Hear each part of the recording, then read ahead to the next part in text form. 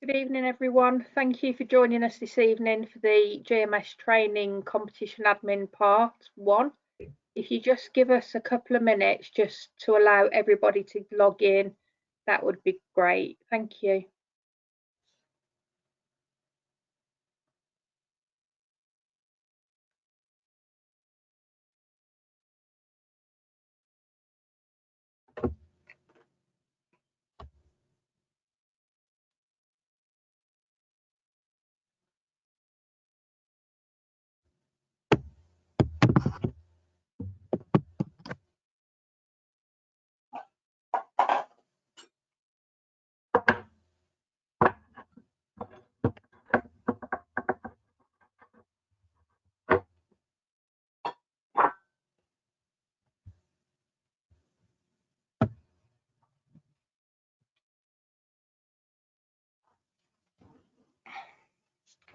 It's slowed down. Shelley, if you'd like to make a start. Fantastic. Thank you to everyone who's joining us tonight. We are specifically looking at the first part of comp administration. We are going to be recording this session with the view that we're going to make it available on demand for people looking to access the training at a later date. So we'll top and tail it. So I was just going to start off just by explaining a little bit of housekeeping, and then we'll go into the main part, the demo, and I'll kind of explain right at the end what the next steps are and how you'll get access and all those things. So if we just quickly start with a sort of a bit of housekeeping, I'm going to do start with who is this actually for?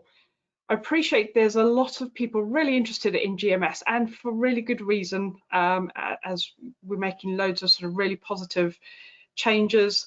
But tonight's one is really going to focus on the competition administrators. There are other training sessions available for club administrators and team administrators. And this one is going to be one of the first set of 3 to start off with a later one coming more towards the mid and the end part of the season when we look at wrapping things up. So for comp administrators, this will be applicable to the area GMS managers, to the area league secretaries, and if you're a divisional league secretary itself. So you will sort of be getting a link from us just to show you how to register and sort of log in as a comp administrator. We're actually sort of approving access based on the information that we've got back from the area league chairs to say that you're going to be sort of set up for various admin rights against specific divisions or whatever. For those who haven't yet got that, there may be a bit of a slight wait whilst we want to make sure we're giving access to the right people to set everything up. So please do bear with us. I'm going to take you through a little bit of the walkthrough about what how the sign up works, and then how you get into the system, and take it for explain the background to that. So if you aren't necessarily a comp administrator, you might not find this as helpful as other sessions. So that's it positioned. Thank you. So just slightly before I start, I appreciate we've got people who maybe this is really new to, they haven't seen the system before. There might be people who have actually seen demos of this previously and or have helped us with this. I am going to be covering some real basics just to make sure that everyone is on the same page. There'll be parts that'll be more applicable to others, and I'll be using some examples of predominantly the adult leagues in here because that's the information we have. That's not to say there isn't a whole load of really good work being done by the junior leagues and the masters to get there, but that's the starting point that we're at. Why we're using sort of GMS? So as you're aware, as part of the AGM resolution, with the clubs really sort of asking us to all harmonise and streamline a lot of the processes, rules, regulations, and the way we do things, it just made sense to actually have a single system that provided a source of truth, the most live, up-to-date information about competitions, about fixtures, about who's playing, covering disciplinary records, and all the key information actually needed to administer the game, with the benefit of stripping out a lot of the manual work that kind of goes on, all the endless spreadsheets and processing and comms and all those things that go with administrating the game. So at the heart of this, it's really sort of about making life easier for yourselves, and fundamentally it's about improving the experience of the players, the umpires, the coaches, and everyone who sort of is involved, right from grassroots, you know, up to the top level. So GMS is sort of embodying some of the changes that we've been looking to make with the regulations, with the ways of working, and it's not necessarily it's all going to sort of be there right from the start. This is a journey. This is a long-term investment we're actually sort of making in the game to refine things. We have been on a journey to actually over the past 12 months, this was kicked off by other areas of the regions, David Lloyd Williams and a whole load of key individuals within sport got together to actually kickstart this off, and we sort of got involved, but latterly have onboarded a vendor from February onwards. So there hasn't necessarily been a huge timescale development process. So what you're likely to see is, you know, the structures there, and there are key reasons why we went with the solution we have, and it's really hung on that long-term vision of all the functionality that this will give us. The, you know, the key aspect that we went for with this was the adaptability. It was really good at sort of catering for the adult league hockeys, as well as the intrinsic elements that needed to be covered for juniors, and how, you know, you might go from a league structure to a knockout rounds and all those things. So something that would embody that, but also something that we could shape over time and help us in the way we work, and to improve things. So that's just a little bit of sort of the background. So we are in the early phases of this. Similarly, other big sports have done something similar. The FA introduced the whole the whole game system. So very similar setup to manage competitions and leagues and rules. And they are just going into their 5th year of rollout. So they've been introducing elements every single year, and they have just sort of made it mandatory for all their leagues, all their competitions, to actually be on the system and have players registered and capturing everything. So they too have been on a similar sort of journey, and we've been working, liaising with them as well. So a big thanks there. Just with that, that's sort of a little bit of the background to GMS, where it fits in the whole AGM resolution project, part of the wider program, really. What we're planning to do with your training here is quickly to cover off things like, how do you get access? We will ask if you can capture questions in the chat functionality as we go along. If you're watching this and it has been rebroadcast, the chat functionality won't work. So we do have an email address to send your questions to, if it hasn't been answered in our FAQs or anything else, which is gms.support@ englandhockey.co.uk. Don't worry about scribbling that down. It is right at the end of this presentation. There is details about how to get further support and help.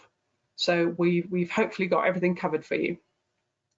And that covers the support aspect of it. So I just quickly wanted to summarize. I think there's so much to cover in sort of administrating the game, and particularly with competition admin, because there is a lot of functions that you guys do and involved on.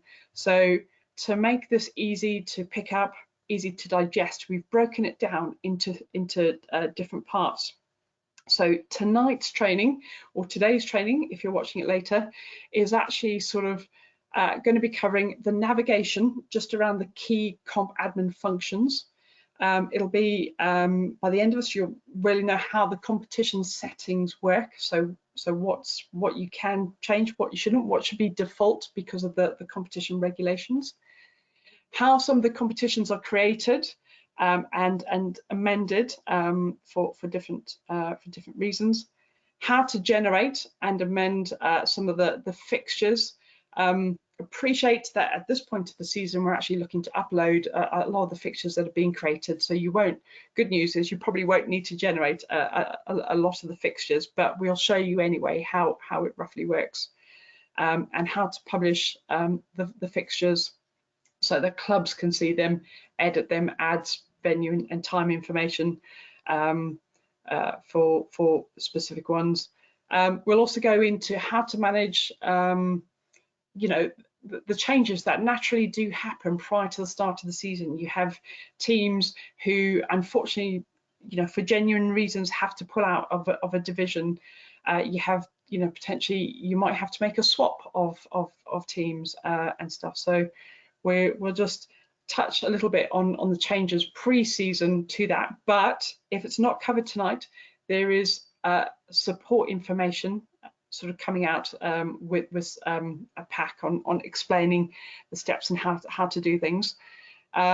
So we'll also just briefly touch on sort of how the clubs can add the venue and the timing details, because that's probably going to be the very next thing you focus in on once you get into the system and help prepare it for the start. So I was referencing this earlier, there is other training available. So this one's purely focused on the start of the season. The next competition training, which there is a live session scheduled, and you can find that in the Hockey Hub where you've actually sort of registered for this. And there you will also find the opportunity to sign up to, if you've missed any of these sessions, for the rebroadcast parts of this. So you can watch it again in your own time at a time that suits you best. We are capturing details on who is attending the training, mostly to really make sure that when you go into the system, you kind of know what's happening and what's doing. Big caveat with this is that, you know, the live data, making changes to that does come with some potential health warnings and notes just before piling in and amending things.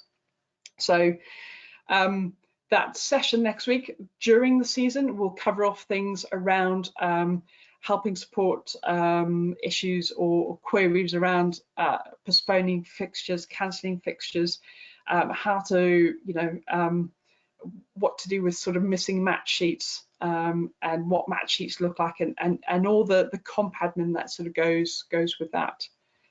A little bit later on, in the start of September, we are adding some payment functionality. So the system does help to invoice out, you know, track. Well, there's part of manual tracking, but doing some reconciliations on that. And then there's also a really fantastic piece in there with Stripe payments, which you're able to sort of really take the card payment, and something Graham Royal, the IT manager at England Hockey, sort of working on with our developer on, you know, to make that available. So the benefit of that is that if you were running festivals or tournaments where you wanted to collect entry fees or affiliation or membership fees for clubs belonging to areas and stuff, that is there. And another feature aimed at sort of helping out and also speeding up the collection of payments. It will also cover fines and dealing with those issues. And then what we'll do is, as we come to the back end of the season, we will put another session in and just pick up about all the checklist that you have to work through to get through at the end of the season, from the promotions, the relegations, archiving, setting up details for the new season, actually planning how teams withdrawing and all those things. So just that confirmation sort of process, which this season or next season will actually sort of be largely automated, and there will be fixture generation off the back of that as well through the system. As I've mentioned, if you can't make the sessions, there is on-demand training. And in addition, so if we aren't able to sort of help or answer questions that that just aren't on the FAQs or anything else, we are setting up some drop-in sessions once again on Hockey Hub, and have a look out for those. They are just slightly titled differently, but if you send us your questions in advance, it does help. So send it the day before, and what we'll do is publish what questions we'll sort of be looking to cover and answer, particularly some of the big ones, and we'll publish what the content of the session will be, so that those with similar issues or concerns can attend and find out the answers to those. Right. One important thing I just quickly do need to dive into, and this is around access to the system and sort of covering off what the process is, and also just a little bit about the competition administration level. So what does it actually allow you to do? So the process is that there will be the registration link, gms.englandhockey.co.uk, that will allow sort of you to go and register, but unless you sort of been invited, it won't click through to the next stage to do that. So we have got somebody monitoring that and doing all that, and approving based on who has been delegated access. So all the league chairs, predominantly the adult ones to start off with, have given us a list of approved people who will be sort of looking after either a whole group of competitions or a specific division. So our super admin will make those changes, and then you'll have access to the live system, as well as our beta system, our play system, sorry, where you can go and actually put into practice some of the training that we've done, and not have it affect the live data as such.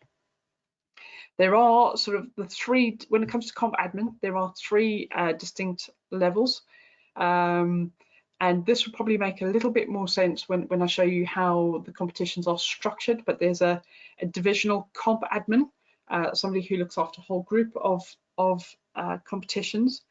They have read and write functionality for their group, as well as the divisions they're in. Then there's the, sorry, that's the group comp admin. I'm getting confused. The divisional comp admin is actually the person who is specifically managing that division specifically. They only have write access for the divisions that they manage, but they can read, they can view, and they can see the details of the wider wider group. They just can't make changes. So the group comp admin covers read and write functionality, and then the super admin is it's an England hockey specific one who helps just with personal records and administering that element. And the reason it's restricted just to England hockey is from a GDPR and data protection point, just to protect personal sort of information. So, as I mentioned, changes changes will be in live. So I will show you the difference between what the live system looks like and the play system looks like. Everything is audit trailed throughout the system, so we can refer back and we can see who has made changes and done what specifically. So the comp admin, let's sort of dive into a little bit of that. There's just some terminology I wanted to cover off just to kind of explain, so people can kind of see this visually, what it sort of means and how the competitions are structured. The example I have here is I'm going to cover off the competition groups, divisions, and a level of grades.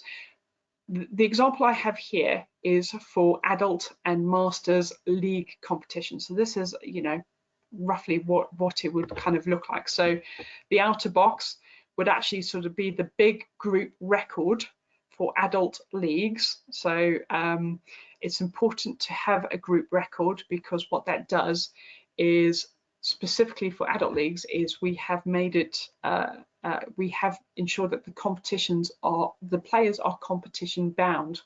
So that means somebody can't automatically to play for another club partway through the season in another team. They would actually have to go through a club transfer process. But within this as well, we have smaller kind of competition groups as well. So right at the top, you would have the EHL being a competition group itself, with a group admin managing sort of all of that, and then you've got the three different levels or layers being managed by divisional comp admins, so they can edit their own and see the wider stuff. And similarly, within the area divisions and stuff, you will have the competition groups actually split. So the East will actually, there'll be a competition group for the men and a competition group for the women. And I probably should say that would be the same for the EHL as well. So somebody would look totally after the men, somebody would look totally after the women, and manage access and levels therein. So within each of these divisions, so if you took the Midlands and kind of split them out, you would have a hierarchical structure. So the Midlands Prem at the top, going all the way down, those individual competitions are those division groups. And then an important one, which the regulations have brought in, and it's worth bearing in mind. We will look to sort of publish this just to make it a bit clearer, so it'll be in the supporting documentation that sort of comes out with this, is the term grades. And this is a whole load of work that the area league groups and have been working on, both adult and juniors, with Stephen Barlow and others from the H team, to actually harmonise a lot of the regulations and rules. And what it does is, particularly in the adult league, it breaks it down into 5 grades. So the EHL competitions would be grade 1, and your grassroots divisions right down at the bottom will be grade 5. And within that, there are more rules, regulations, requirements in grade 1 for the competitions than there would be in grade 5. So for example, players in grade 1 would be expected to have photos in their records as for identification purposes when playing, but we wouldn't be asking that for any players in grade 5. And similarly, rules around when you need to send in match sheets, or when you stop editing prior to games and stuff. So that will all be sort of made clear and shared with you about what those different distinctions are. I will touch just really briefly, because there is a whole lot of great work being done in the junior competitions, and it can be fairly sort of complex. So hats off to the junior leagues, and Paul Westgate and Judith, who have sort of really been helping to structure this. But if I were to explain the competition groups from a junior perspective, right down at the bottom in the East Tier 1 league, for example, you might have it might start off with your league, and it kind of has several divisions in there, so you could split up the area and play things geographically, with winners then either sort of progressing to the Tier 1B finals, the top 2 teams from that, with some of the other teams going into maybe the playoffs. Now, the reason these are different groups does allow for different types of competition.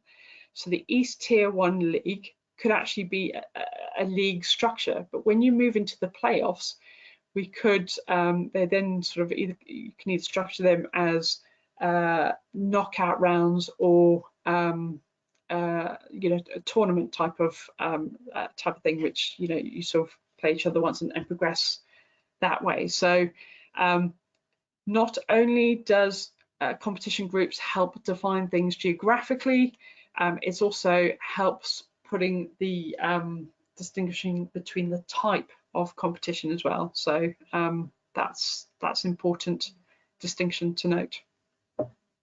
Okay.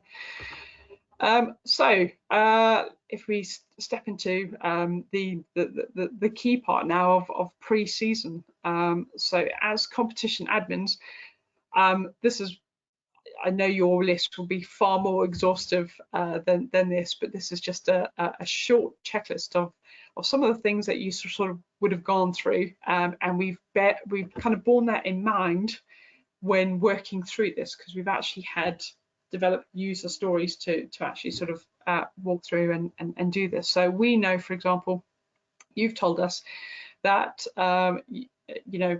back in June, whatever, you'd be setting up your league divisions, you'd be managing who would be actually in those divisions, dealing with the promotions, the relegations, new teams entering, teams folding, withdrawing, and you'd get to the point of sort of publishing your fixtures. So right now we're kind of where we need clubs to start adding venues and start times, and managing some of the changes pre-season before everything starts, either sort of on the 18th of September or the 25th. So part of what I'm going to go through is going to touch on some of those things. I really do want to focus on probably more of the things that you are likely to do more regularly. Things like setting up competitions is probably like a one-off part of it. So there'll be a nod to that, but probably we'll go through some of the other aspects of things that happen more realistically. At this point, I'm just going to jump out of here and just really sort of quickly, when you just a heads up, when you get the link, the GMS to go in and register, you will have this page here. Click on the register one, and then at this moment in time, it's only sort of really accepting sort of the competition admin role. There will be, as we get closer to the club training and team admin training, we'll be adding those in there. So it'll ask you to pop in your email. You'll have a verification email kind of pop through, whatever you choose. So I'm just using a random one. It'll come through and you will receive a verification code. So hopefully in your inbox, you should have crop up a code. and that will, if you grab that,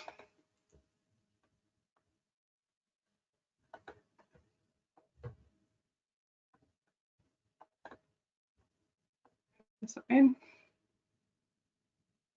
that will allow you to enter in and proceed.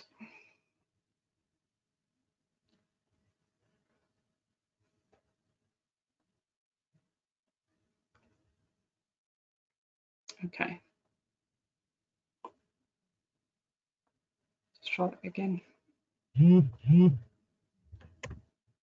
Okay, there must be, I must have put a space in there or something. I'm just going to go back. Sorry, it's just really quickly. Actually, paste it again. Just remove that.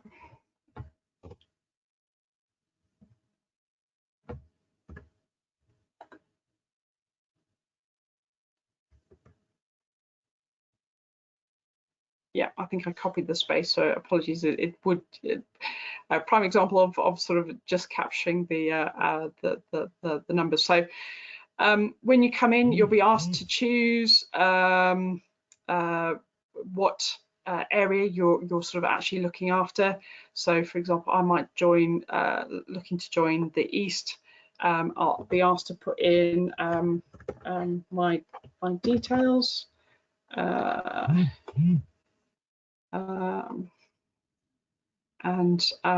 So in here it'll capture, you'll see that the asterisk will point out the mandatory sort of info. It'll capture your sort of postcode, and then it is important to sort of put in your date of birth. And like anyone else my age, we are going to lie, but please do be honest, because it will affect your sort of playing record.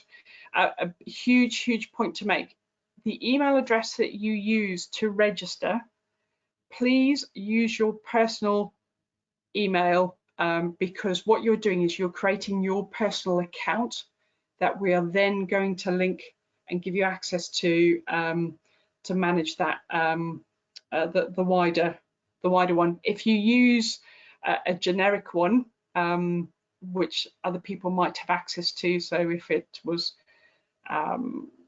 you know, chair at a specific area, but two other people access it, they will actually be able to see your personal information. And also, if you move on after time, all your umpiring record and your playing record and all that stuff will kind of still be stuck with that one. So please create a personal account here. Use your personal email address. There is functionality to add a group email, and the system will send all notifications and stuff to the group email, so you won't be bombarded with personal ones. So it is just important to stress that. And then you can enter gender, put in a password.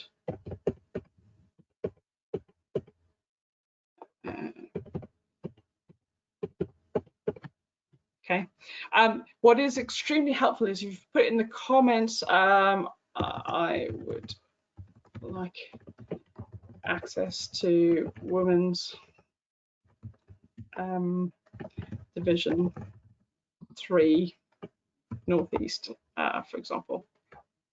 And that really just sort of helps from a administrative point of view to know what you're actually needing access to, because we do actually have to put the name against the division record to actually help. So just click proceed, and I've made an error somewhere.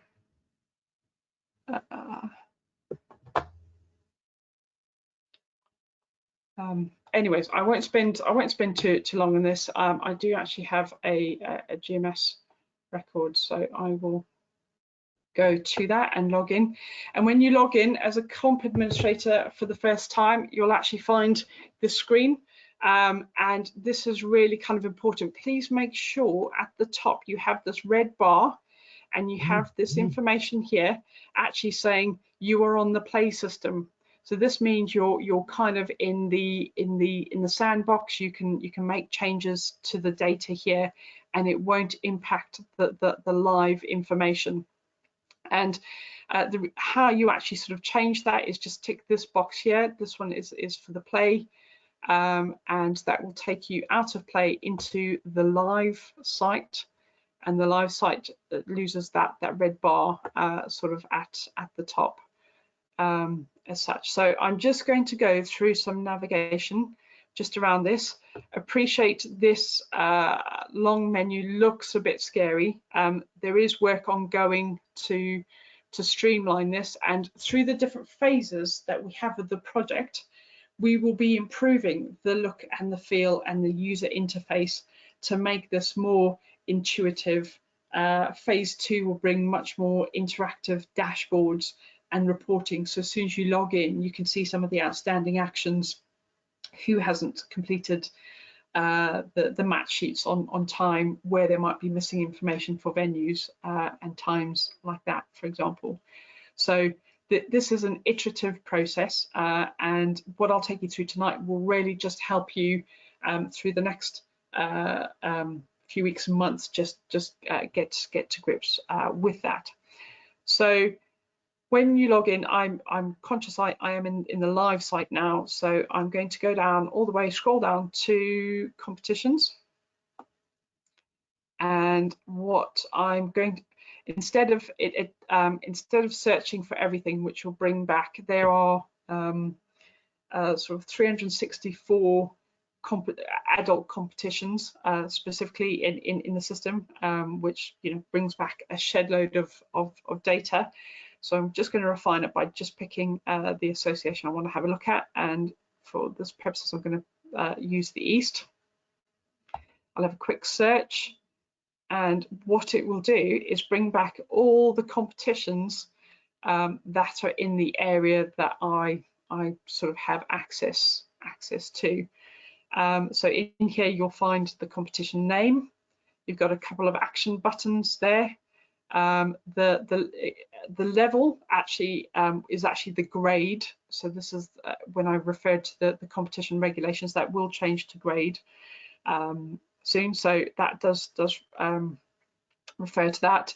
It's not an open competition, so you can't just apply to play in the men's Division 1 South.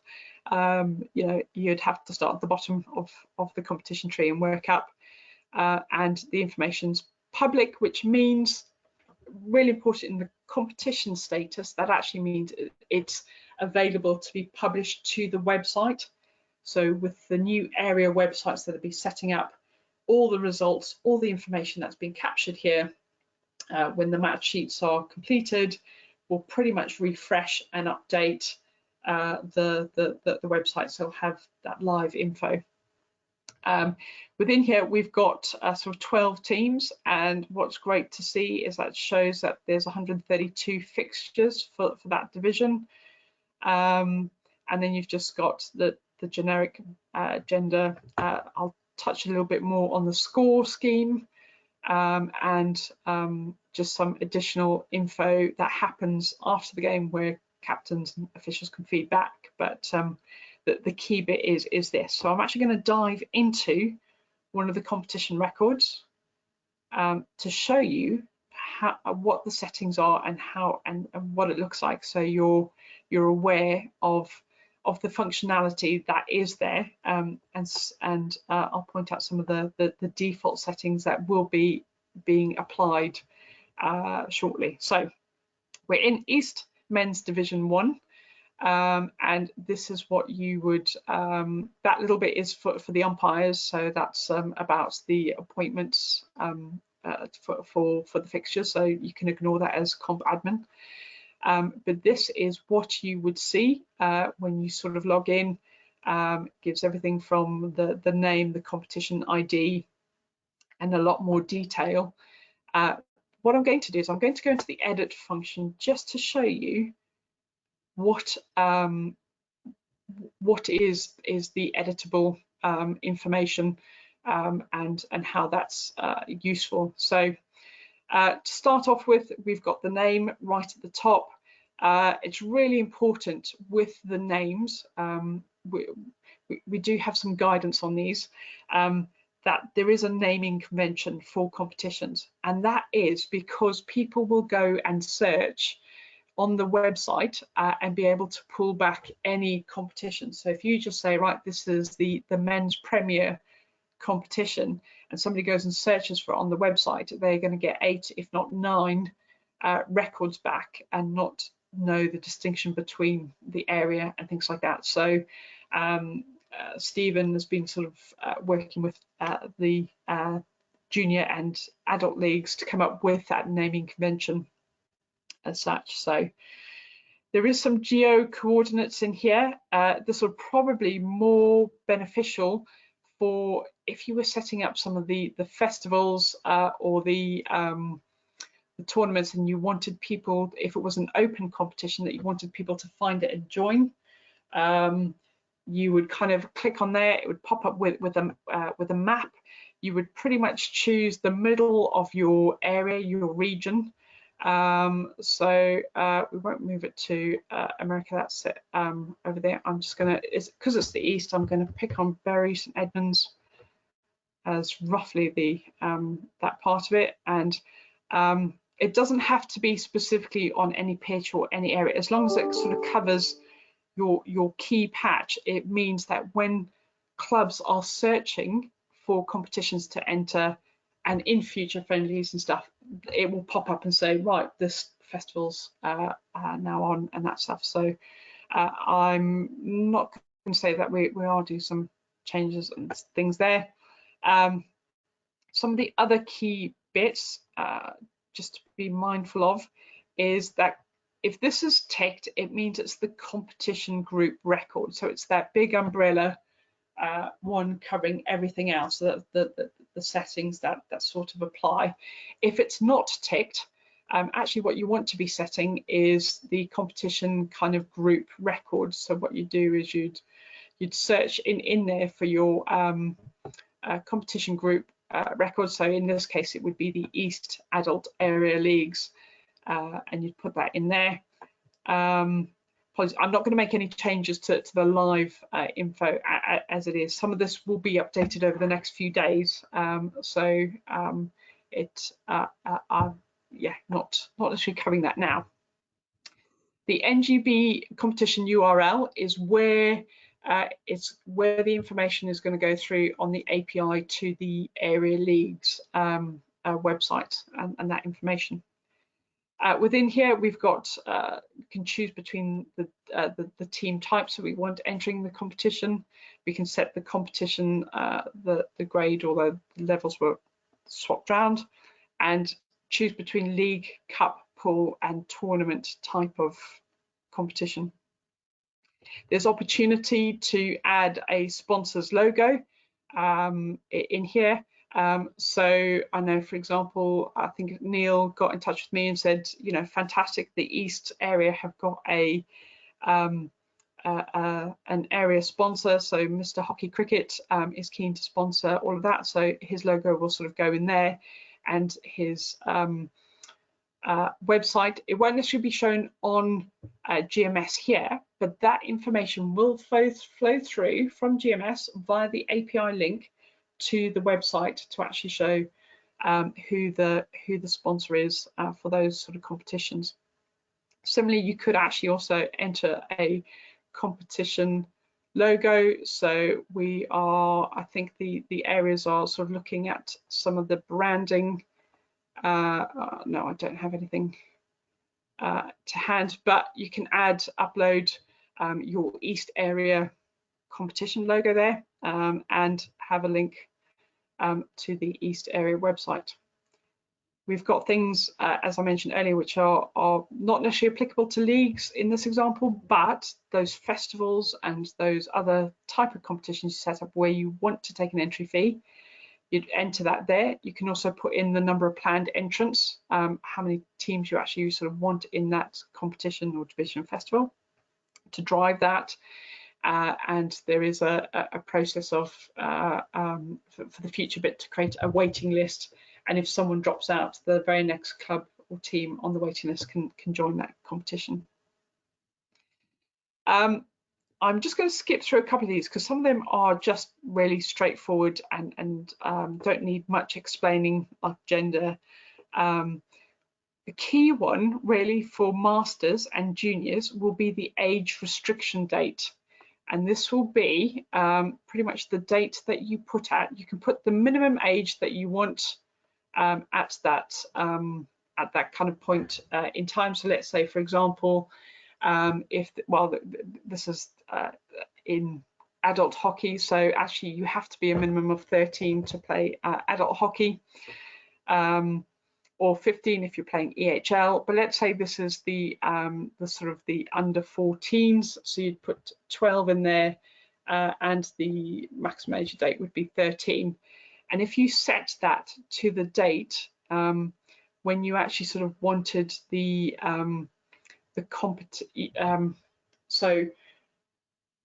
if it's based on the school year, you'd start on the 1st of September. So on the 1st of September, if you're under 14 years old, you are eligible to play in that thing. It's probably worth saying that the year date would have to be sort of the 2021 less 14 years to pick it up there. So just worth noting for any junior comp admins we have watching this. Competitions are player bound, so that's being ticked by sort of default for the league staff to prevent players jumping between clubs during the season without going through the transfer process. And then we have the score scheme, and I'll show you a little bit about that, the difference a little bit later.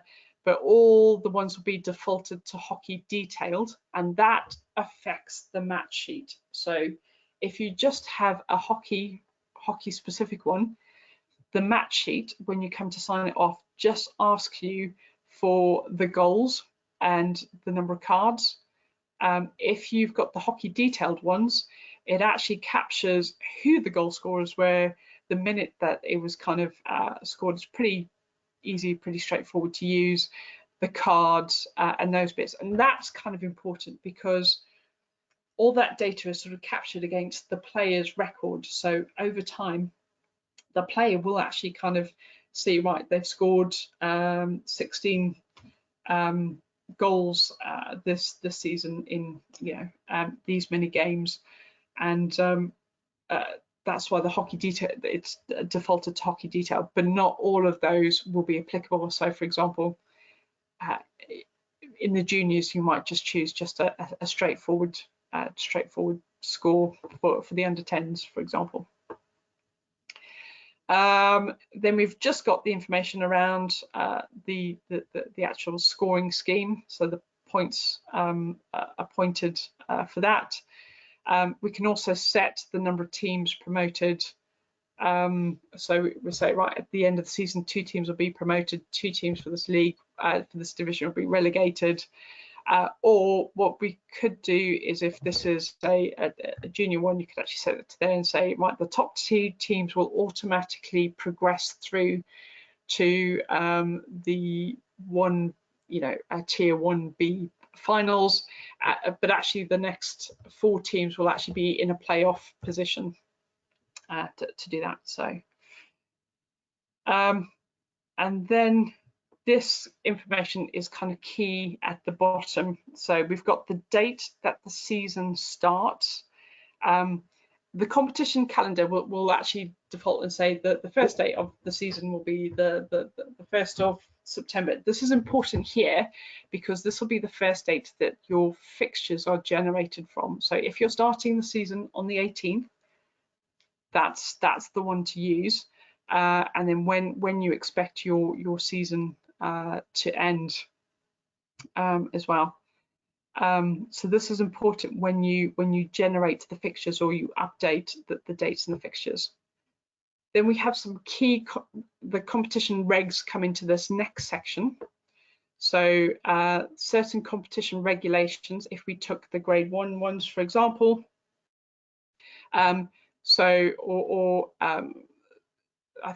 the grade 1, forgive me, Stephen, if I haven't got this right, but please do refer to your regulations.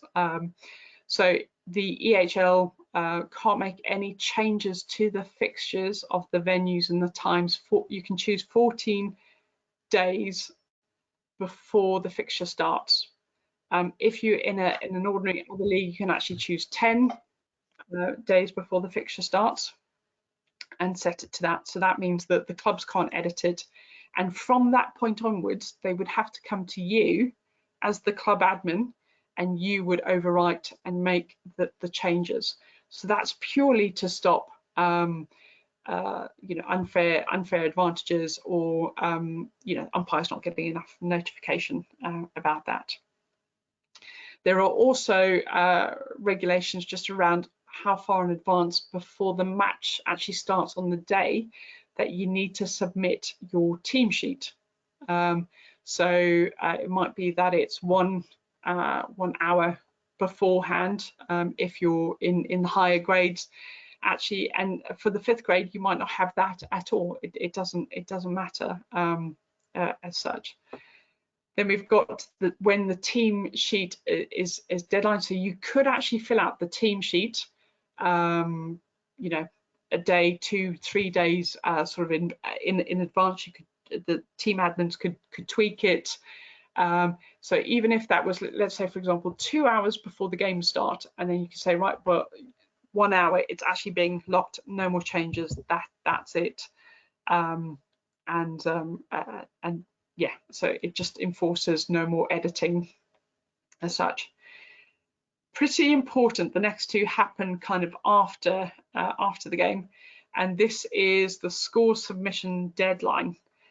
So what we're looking to do is, for certain key games and stuff, is actually capture when how soon after the score needs to be submitted, and that's just whether it's a 4-3 win to Wimbledon, for example, or whatever. So you can actually say, right, we have to have the score back 1 hour after the game happens, as such.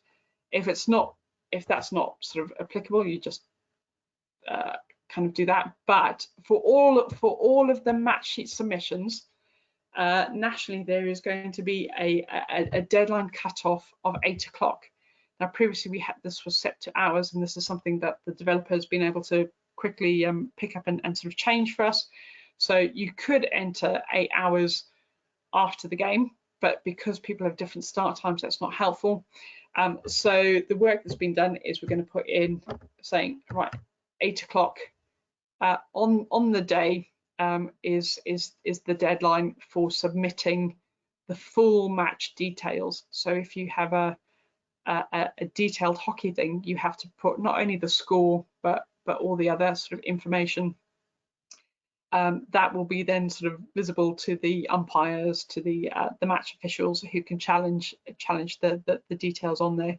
But basically the information from both teams have to kind of match. And then fundamentally here you can actually change the playing periods.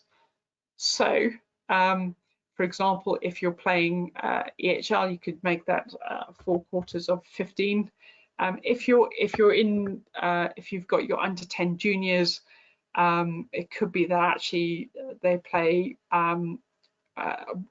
one way for 12 minutes as such for that specific fixture, for that specific match, or whatever. So that is editable and configurable, and that's what makes us so helpful, because that's not available in the other packages, in the other vendors' solutions that we had a look at. So I know I've spent some time going through that sort of the competition settings. It is worth just explaining so you know what to tick and what to change, because of the impact that might have.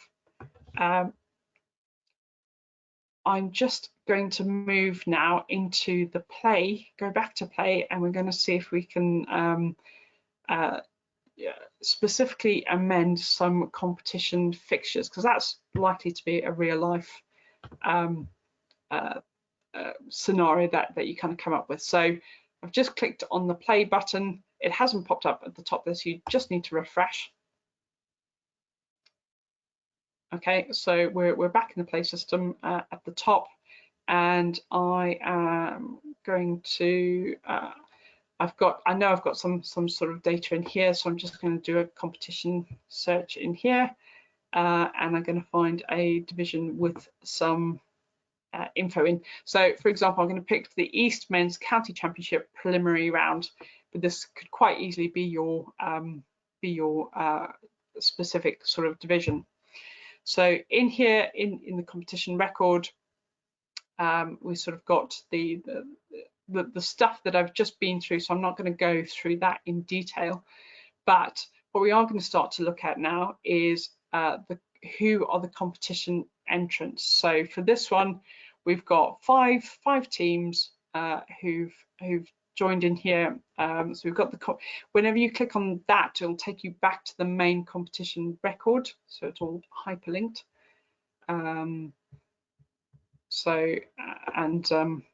That would then sort of take you through there. The appointments required, that is sort of covered by the umpiring bit. So it shows a minimum of 2, maximum of 2, for example, how many you need.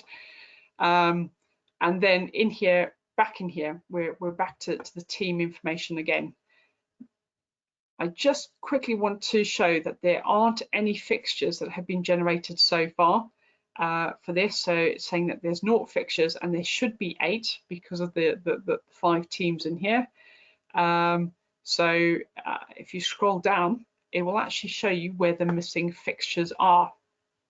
And what you could do is, if this was only 1 or 2, you could go into click create, and this will take you to that specific record.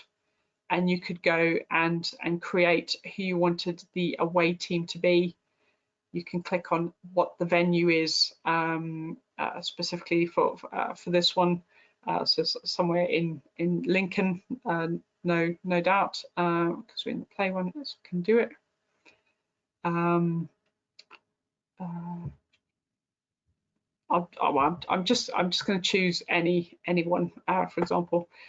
You could actually put down what the pitch number is. So if you're like in Manchester and you've got the 4 pitches at the Armitage, you could put what pitch is specifically going to be on and the start time.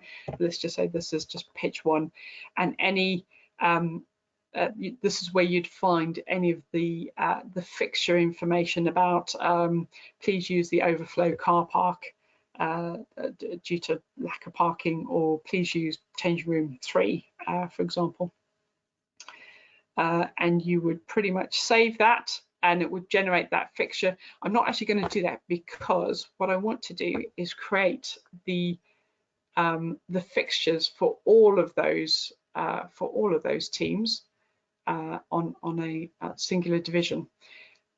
It's important to state that this is probably important more for the juniors at the moment. This has all been done for the adults. So if you're an adult league admin, you shouldn't have to go in and generate any of this, but it's important to know how this is run and created. So the very next thing you have to do is you have to go to the rounds tab, and this is where, if you remember back in the competitions field, we had what date does your league actually kind of start. So we put the 18th of September, which that being the very first date, and then you can have a default time specifically set for that. Clubs can change that a little bit later on. What is really helpful here is the feature to really sort of move things on by a week or not. So at the moment, this is only really one half of the ads. There's only 5 of them, so they'll probably do home and away, which will cover that aspect. But we might have sort of half term on the 16th of October. So you click on that, you move it back a week, and similarly, you might not want to sort of play those then, so we can move them to, you can click forward to move it to January to actually sort of create that fixture. And you click save, and that will capture those the changes that you've made, and then you go to the league templates.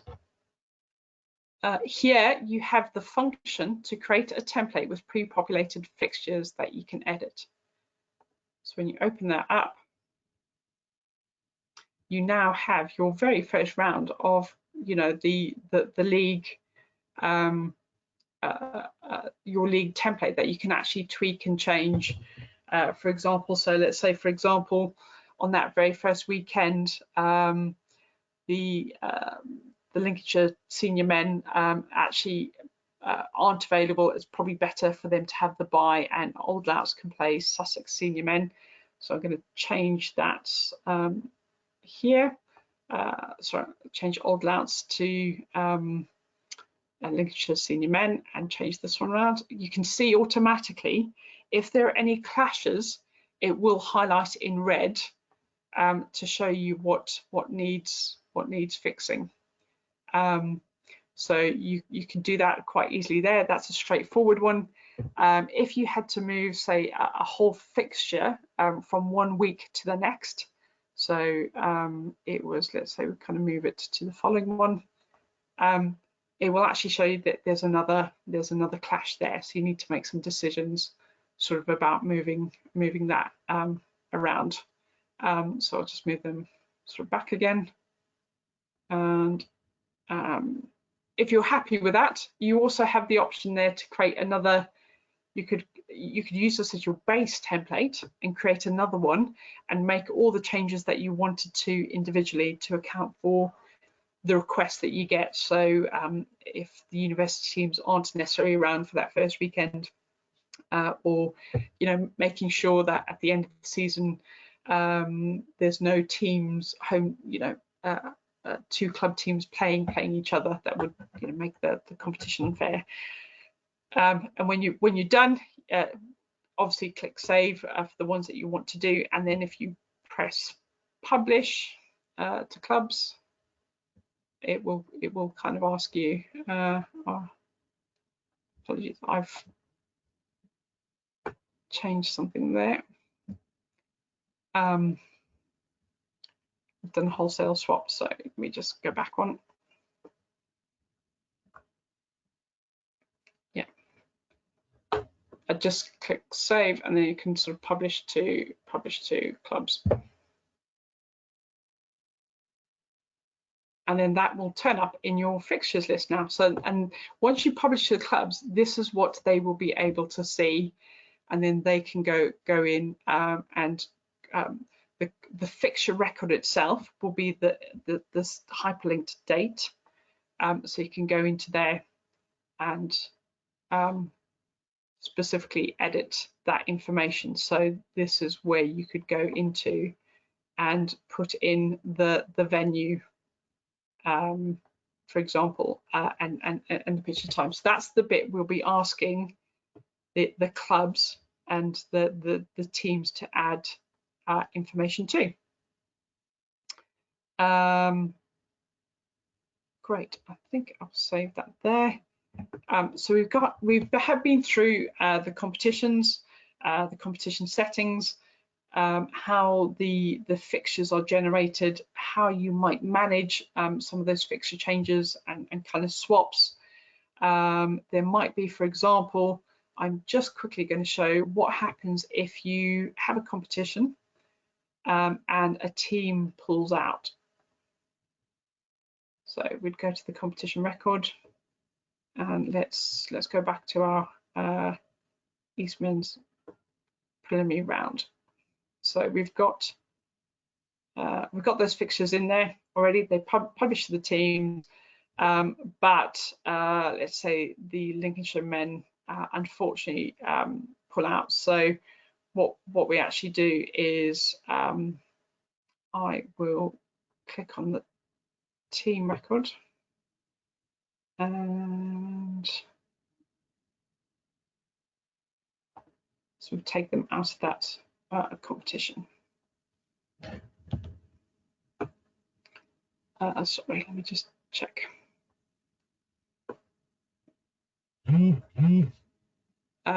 Sorry, yeah, comp entrance, and then it is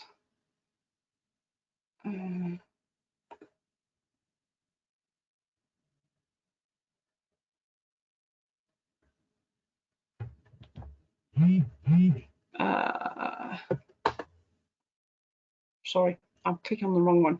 Right, so sorry, it's actually this one that we want to click on to remove them. So you can see that we're specifically chosen from this comp record the Lincolnshire senior men from that championship round. You can see all the other entrants who are, who would still sort of be there, and we'll delete them. Okay. And it's successfully deleted. And then what we'll do is we'll sort of go back into the competition record and you should see that there's only 4 now. We've got some of the fixtures that we would need to sort of create now that those teams have sort of been withdrawn. And that's easily just to go in and amend. So that's how we would sort of remove teams. And similarly, if on the competition entrance, if you had to add a team, you would pretty much go here and let's find. It's fine. I'm just randomly going to choose Canterbury, and we'll add them to that. Okay, and then you'll see they should now be added to that list, and you can go back to the competition record.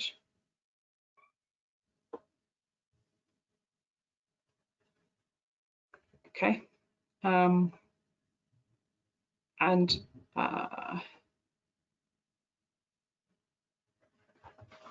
yeah, so you'd just have to go in and tweak some of the records, but there'll be a load more information and clear steps on sort of how to make that happen. So that's sort of some of the pre-season stuff that is sort of covered in this. I'm just going to touch just slightly on when you do start on the season, what some of the views and things look like. This will be covered off in the second part of the training, but it is just worth being mindful of what you can actually see, so that it all sort of links together. So I am going to go into the archive record. So the reason we're using archive here is because none of these games have been played yet. So there's no competition records for this. And when you click the archive, I'm going to go back and search for some fixtures. I'm going to try find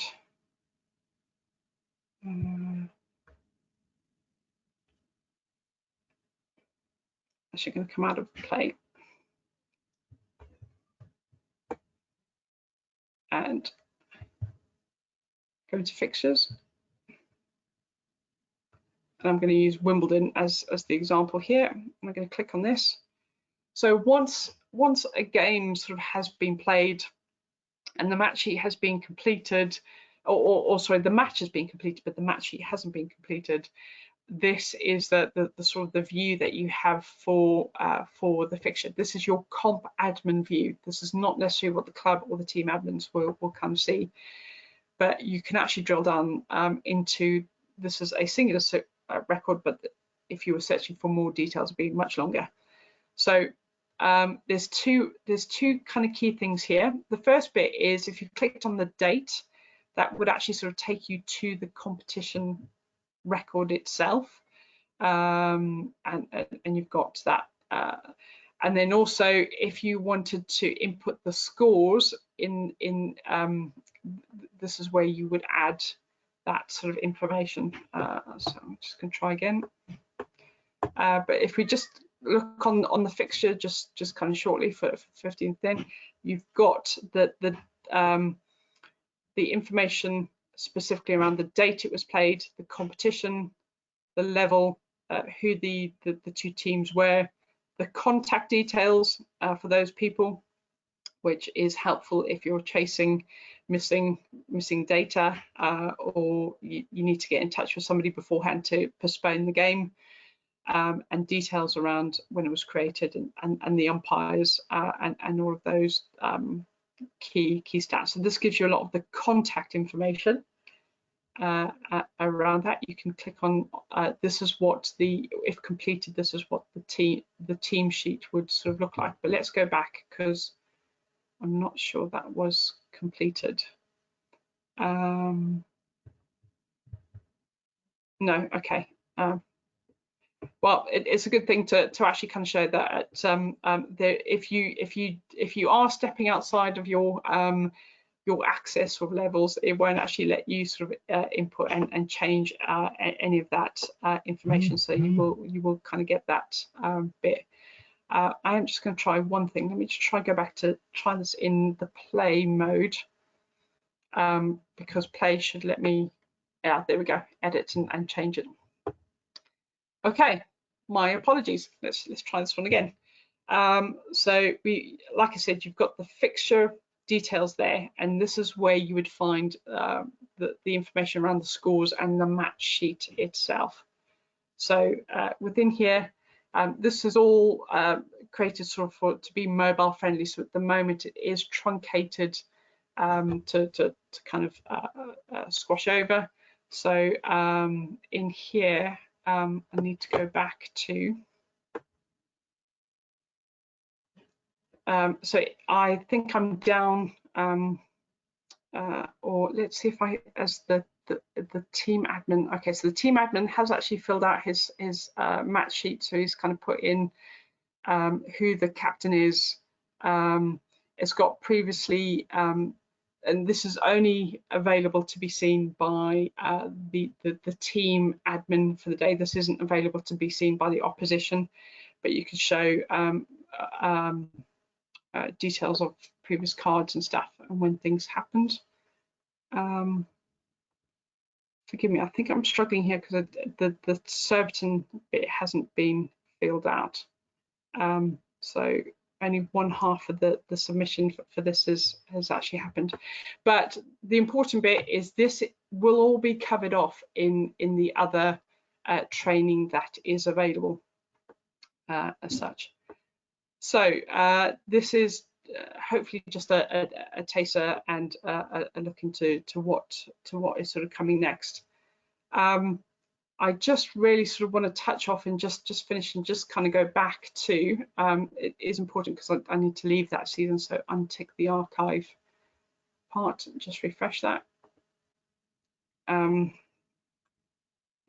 I'm back in play and beta, and to go back and just a reminder that we are looking for clubs to update the venue and the start, that start sort of information.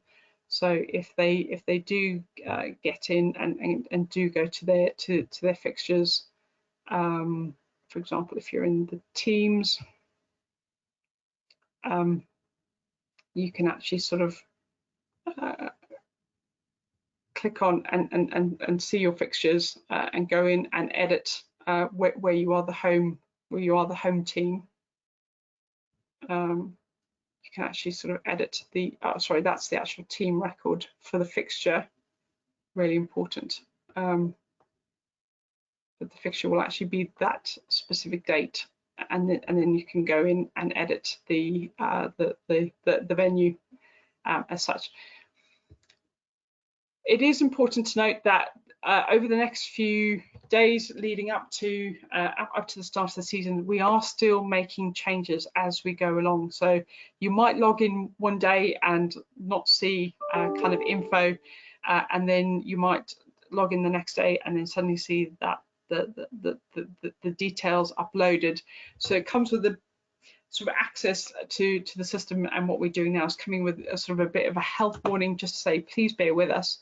What I will try do is, with our communications, is just let you know when there's sort of been key significant updates as we kind of go along. So for a prime example, if you logged in and you got access to the system and noticed, for example, we haven't necessarily uploaded all the club addresses at this moment in time. We've been doing it in tranches and testing and making sure that the quality is sort of there. So when we upload the addresses, we'll write out and say, right, this is what's happening this week, or this is what's happened. So please do kind of bear with us. We will let you know, be really clear and specific what it is that is actually sort of happening. And as we get closer to the season, it'll be all operational and sort of working as such. So just on that front, I just wanted to touch base just really quickly on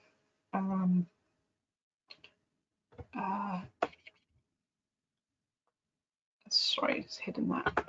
There we go. Oh, didn't mean to do that. So I just want to, you're probably asking, okay, well what's happening with all the development roadmap and sort of the different phases as such. And we have some key plans as we go along from where we are now to, if you can imagine that this is a car we're sort of building. We have the chassis and we have the engine, and a lot of great sort of functionality that kind of goes with it. And each phase that we'll have will be improving on it.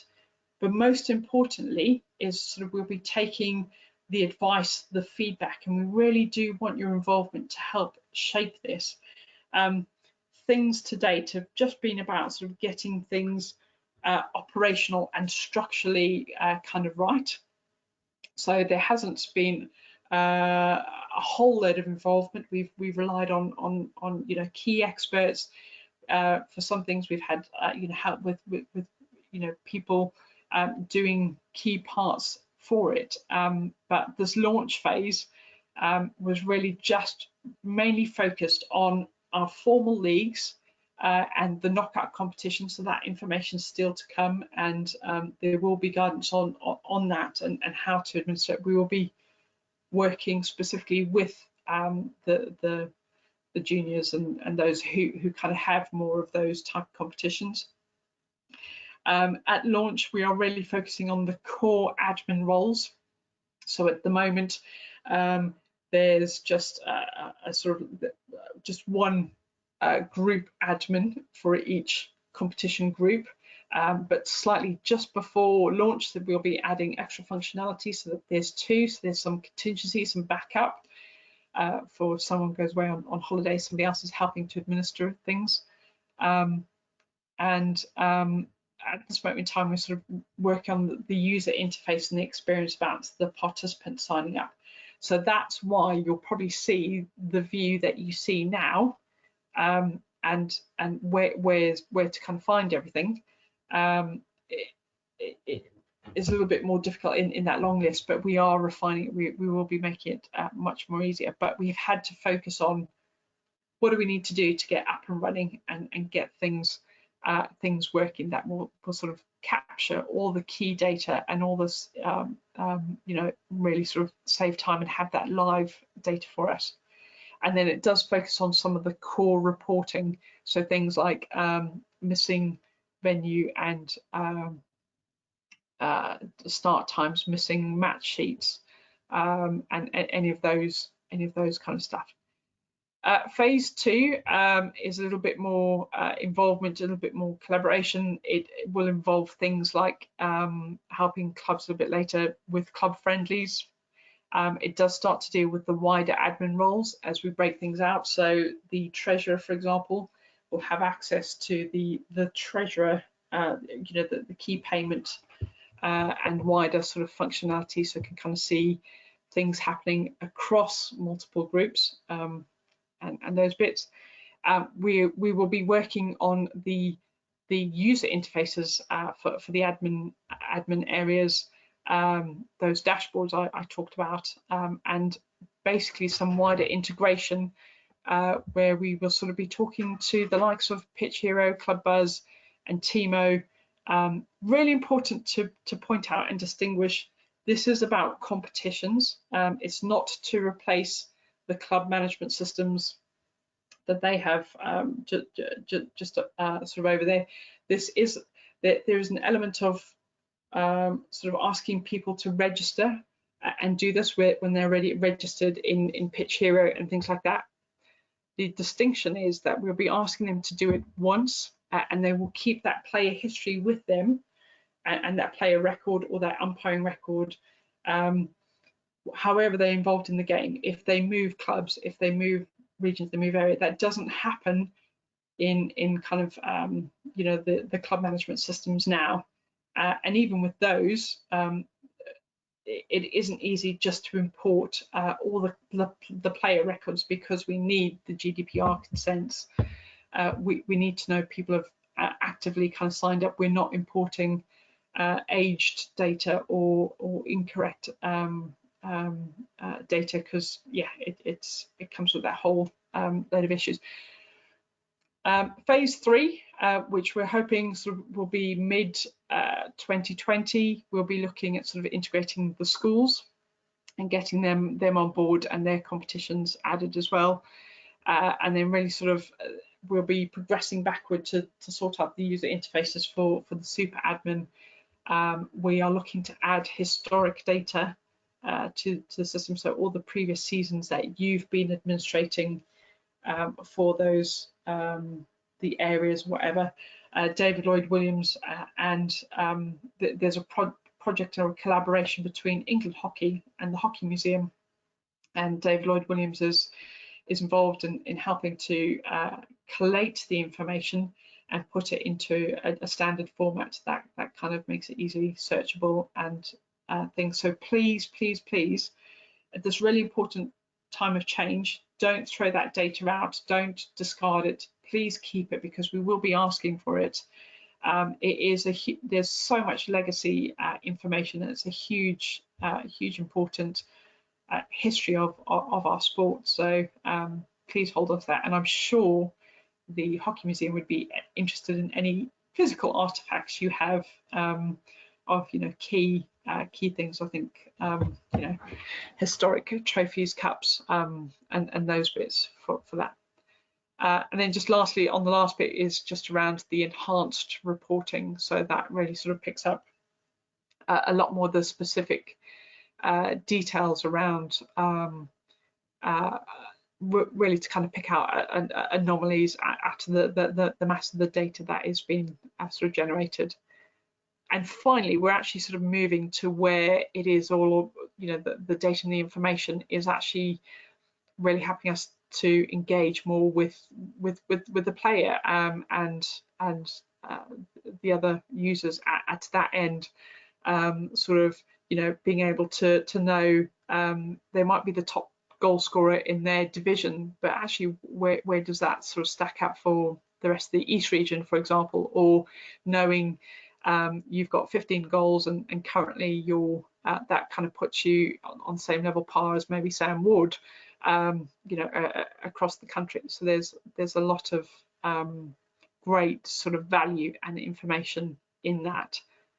So that's the process we're kind of going through. I want to sort of just touch on the immediate next steps. So with this, I have covered off access to the system.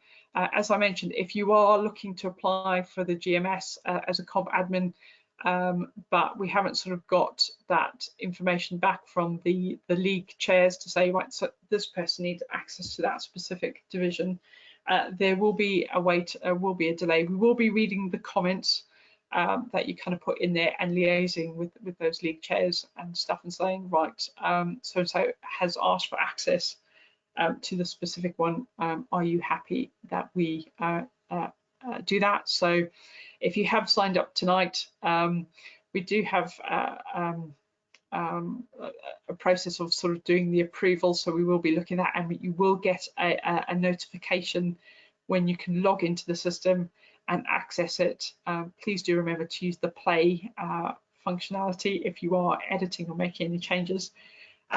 You might want to wait. I do have some supporting documents that explain the step-by-step process. So where to go to search for competition records, where to go to search for fixtures, how to take a team out of out of that. So it's just a bit more user friendly.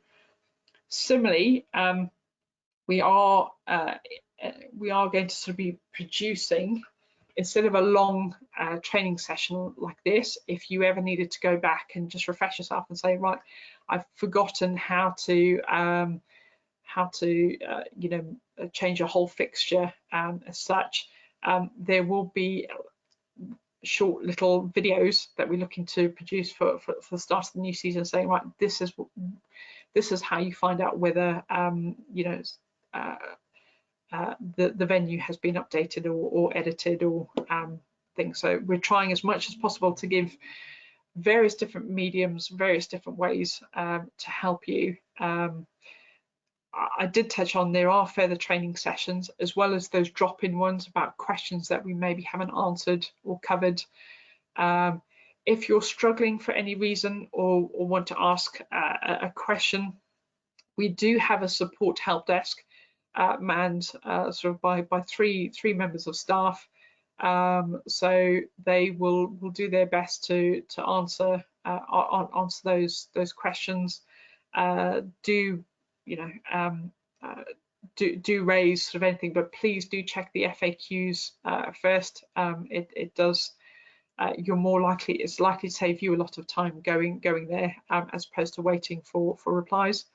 And then lastly is a plea and a request. We do have through this process a change request form. So if you've spotted something that you think, do you know what, this would be a fantastic way to capture information, or this would be you know, if you could move that slightly here or group this information together. We do actually really want to capture your ideas, your suggestion, your feedback. So we do have a change request form. I'd probably ask and just say, over the next 2 weeks or so, if you could hold off giving suggestions and stuff through, because we have a list that we're sort of working through to develop those. But just quickly escape there and click on that. This will take you through to a Microsoft Forms where we're just asking for your contact details so we can sort of get back to you. Just a bit about the change that's needed. If you could copy the page that you're actually looking at, it really does help. Say, right, I would, you know, in this fixture view part, if you could, you know, make it clearer on some of the contact details, pop it in and paste it in there. It just really helps us know specifically what you're looking at. If you could help us just understand why that's sort of needed and the benefit it kind of brings, where all the suggestions, all the ideas are sort of being worked through on a weekly basis, with the key ones sort of going through to our project board.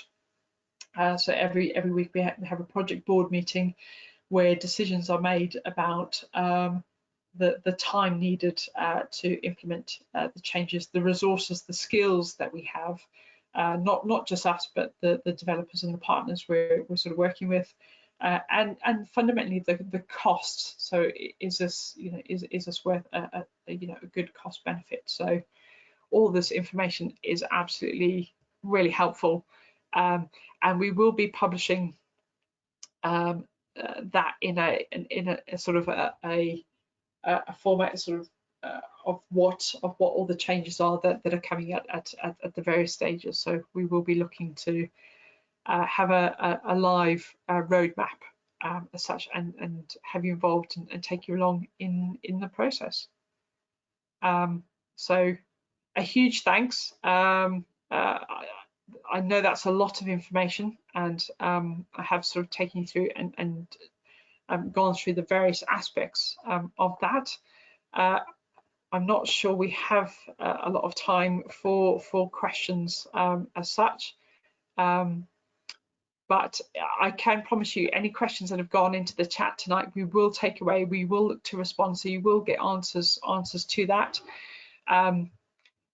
Any things around, as I mentioned, there are future training, any feedback, any ideas, please do let us know. drop it into the inbox, gms.support@englandhockey.co.uk, and hopefully that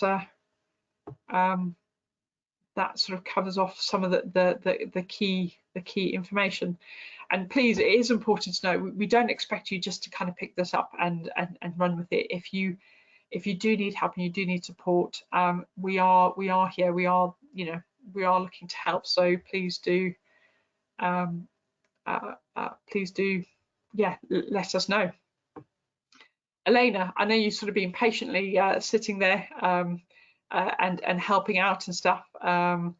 And a massive thanks. I don't know if there are any key questions sort of there, and then I'll probably just touch on or ask Stephen if there's anything from his perspective he would like to add or say, and we'll look to cover that. I think there are a few questions. It might be worth answering them and then adding them to the FAQ so that everybody can see the answers. Okay.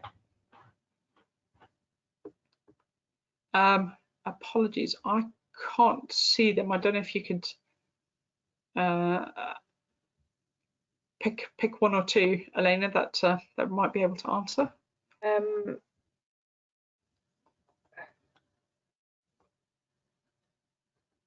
For those of us who are players, club admins, as well as competition admins, do we have different accounts or are they all linked? Good news is that they will all be linked, and we will sort of you'll have that sort of functionality to be able to do stuff, but we'll try to make it really clear in which record you're looking at. So it is all linked, and you won't have to jump from one account to the other to get things done. Okay. For hockey detailed, will the system demand all data to be entered from that sheet? When you're in if you're in hockey detailed, that just kind of gives you the framework to use. So let's say, for example, it's an incredibly boring match, nothing happens, there's nothing to submit, it's a 0-0 result, then you'd pretty much just put that in and just click kind of send. It wouldn't it kind of gives the indication of how much detail we're actually after. Okay. Can you switch a team or do you need to delete then add a new one? So I think that was when you were in the competition part. Yeah, so at this moment in time, we're actually looking at some functionality to actually replace a team. So I know I showed you how to delete and then add a second team. I'm looking at some really helpful stuff where you actually sort of get to say, I want to replace a Lincolnshire men's vets with Cambridge 2, and it just replaces their name sort of straight away. So that is in testing, and we will let you know when that is live, because I know there are a couple of key things out there at the moment. So I'll hopefully give you an ETA expectation of when you'll have that functionality. Okay, and then there are a few others, but I think we can probably cover them off in FAQs. Thank you. Okay, thanks, Elena. That's really helpful, and please do keep your questions coming. That is really helpful. Thanks, Stephen. If not sure from all of that, I know you've sort of covered more of the competition, the regulation side, but anything to add? Yes, well, obviously not to keep stuff up, but we're happy working incredibly hard with particularly league representatives and with junior representatives to make sure that the regulations. Sorry, it's a bit broken up. I don't know if you could. Okay, I'll just yep. Any better? Yeah, that's great. Thanks. Right, just to say that we are working. We put a lot of work in on the regulations, and we're very aware of the system. So you know, we spent a lot of time to try and ensure that the two will be linked together. So what's needed from the regulations will be delivered by the system. And you know, that's obviously key to the success of this, and a great deal of work has gone into that side of the of our preparation to try and make sure what's going to the developer is what we've got in the regulations as well, and what you know, the structure of the competition, and you know, what times information is needed to be submitted by, you know, and how the whole competition is structured. So you know, that is work that has been undertaken, and it obviously is a huge job, you know, knitting all that together, but is work, you know, that as Shelley says, is ongoing. But you know, the two sides have been talking to each other, so you know, rest assured that you know, Shelley's not been developing the system while I've been developing a set of regulations, and somewhere along the line, you know, those aren't going to meet, because you know, we very much, you know, have worked to ensure that will happen. Definitely true. We sit in a lot of meetings together, so it is all covered and it is all linked. And yeah, a huge thanks. There is so much work going on sort of behind the scenes with the adult leagues, junior leagues, masters, everyone. So it's yeah, a huge thanks. So brilliant. Thanks, Stephen. I'm not sure there's much more to add, but thank you so much for attending tonight, and you know, hopefully this will start you off on this incredible sort of journey over the next few years, stuff as we get involved, get developed. You know, the benefits of just having a single system, a single way of doing things, live data and information like that is, you know, just is an absolute wish that it really does help. It really does save you time, effort, and yeah, it you know, it builds a really fantastic feature. So thank you very much all. Brilliant. Have a great evening, and hopefully see you on the next training.